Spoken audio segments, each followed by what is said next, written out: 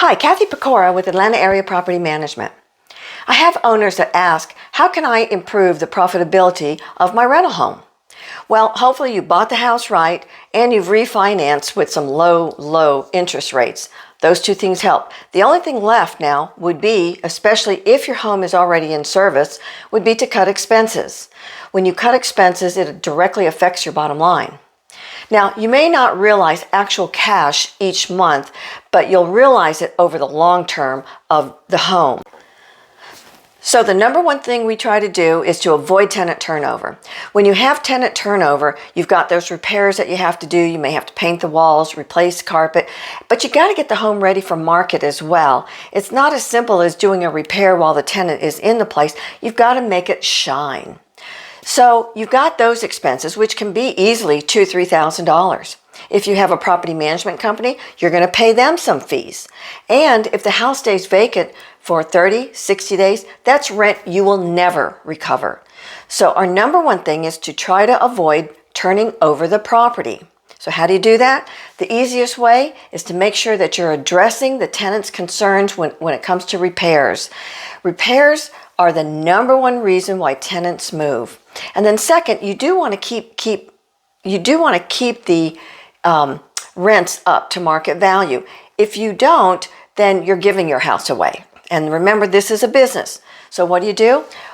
Before we increase rents, we'll do a market analysis so that we kind of know where the rents are. And we'll try and keep it priced right below the market so that when the tenants go shopping, they'll find out that they can't find another house like theirs, because not only do they have rent to pay, they'll have those moving expenses as well, security deposits, maybe another month's rent. So it starts to add up. So keep the tenant in your property for as long as you possibly can, but keep your rents up. Do not let them go. So a couple other things that we do is, for one thing, we try to do low maintenance landscaping. If you have bushes that are dead, pull them out. Don't put in new ones. Every time you put in a new bush, it's just something else that you're going to have to maintain. And you got to pay somebody to do that. When we pull a bush out, we just end up putting pine straw down. Here in Georgia, we put pine straw wherever anything doesn't grow. Under trees, when we pull out bushes right along the front, we just pile it with pine straw. Then we require the tenant to manage it. So the tenant has to put pine straw down like about 4 times a year. When they move out, it looks pretty good. All they've had to do was mow the lawn. So no bushes to trim. If you have those bushes, you're going to have somebody trim those, because although the tenants will trim them, they do start to grow, and then pretty soon, you know it, it's over the window, and you got to get them back down. So try to do low maintenance landscaping. The next thing is appliances. Do you use new or used? Well, we used to do a lot of used appliances, but they're in such demand now that the prices have gone way up. You can just about buy a new appliance for what you're going to pay for a used appliance. So we look at buying used appliances.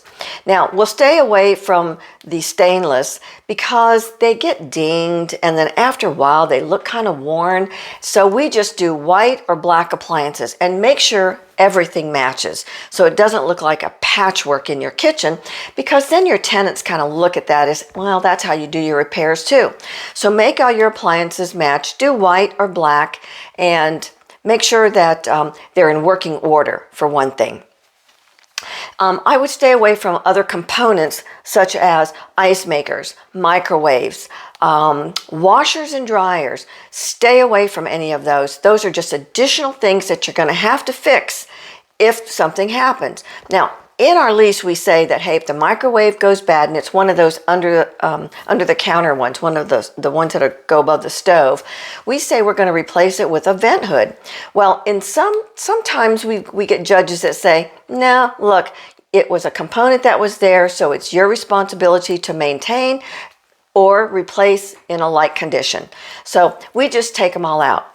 Range hoods and no washer and dryers. How about carpet? When it's time to replace carpet, you can replace the carpet. It's expensive, but a lot of people just don't even want carpet. You can go get it cleaned, but they just don't know whether or not there's a dog been rolling around in it. And now kids are allergic to everything. So a lot of people are just looking for carpetless homes. Well, if you have all laminate in your house or wood flooring, well, those are going to go much faster than if you have carpet. So stay away from carpet. You'll replace it this year, and then another couple of years, you'll replace it again. Another couple of years, you'll replace it again. You'll have cleaning of that. It just is very costly to maintain. So no carpet, put in laminate. The other thing that we do is paint on the walls.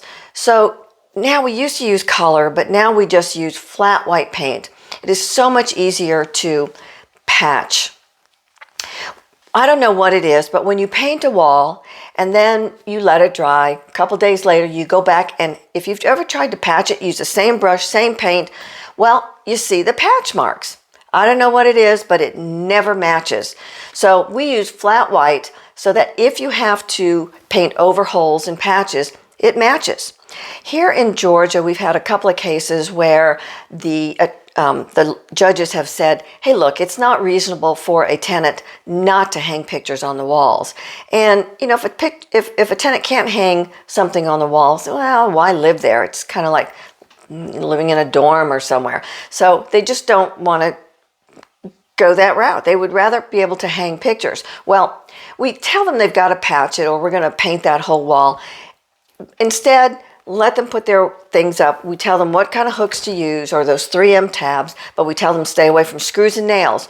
But when we come back in to patch, it's easier to then fill in with that spackle and then paint it with that flat white. We don't have to paint the whole entire wall because the flat white just matches. So flat white is our new thing. The other thing is no utilities. Do not pay for utilities unless you have to. If you have like a multifamily and you've got a single meter, you may have to. But if you can split that cost out among all of the units, then do. Now, if you have Section 8 and you only have 1 meter, they do not allow you to split that out. So you will have to pay that. So make sure that your rent covers that electrical or water bill or whatever it may be. Trash.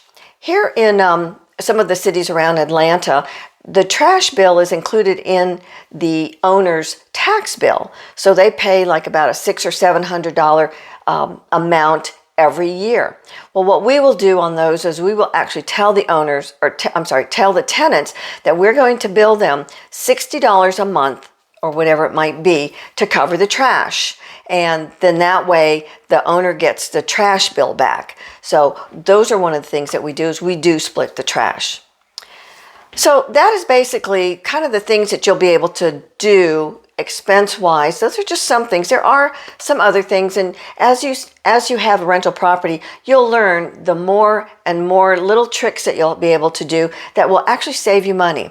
And then the one big one is do not remodel or update a home for you. This is now a business, and you've got to treat it like one. And if you're going to spend the money for granite and stainless steel and hardwood floors, well, you're never going to make that money up in a rental unless you've got like properties completely surrounding you, and that is your direct competition. Well, if you have any questions about it, please feel free to give us a call. We'd be delighted to speak with you.